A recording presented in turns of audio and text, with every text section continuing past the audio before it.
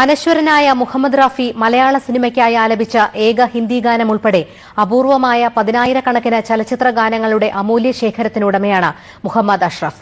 പഴയ റെക്കോർഡ് പാട്ടുകൾ ശേഖരിക്കുന്നതിൽ ആരംഭിച്ച കമ്പം ഇന്ന് ഗിന്നസ് റെക്കോർഡിന്റെ പടിവാതിൽക്കൽ വരെ എത്തി നിൽക്കുകയാണ്.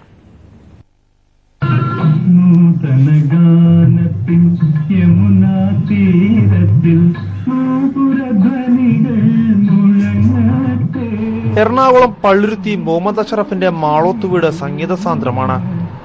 പുതുതലമുറയ്ക്ക് ആവശ്യമായ ശ്രുതിമധുരമായ പല സിനിമാ പാട്ടുകളും ഇവിടെ നിന്നും കേൾക്കാം.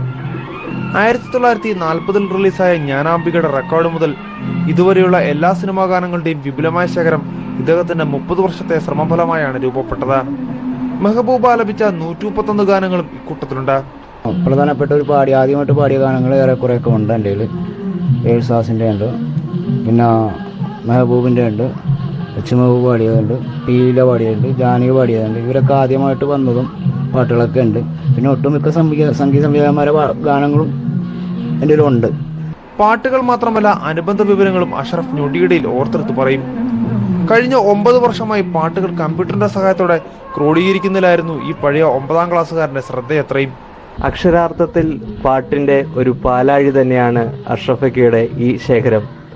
ശരിക്കും പറഞ്ഞാൽ വരും തലമുറയ്ക്കായി ഒരു മ്യൂസിക്കൽ ലൈബ്രറി തന്നെ ഇദ്ദേഹം തുടങ്ങാൻ ഉദ്ദേശിക്കുന്നുണ്ട്. ക്യാമറാമാൻ മണികണ്ഠനൊപ്പം സൂരജ് രാജ്, സൂര്യ ന്യൂസ്, കൊച്ചി.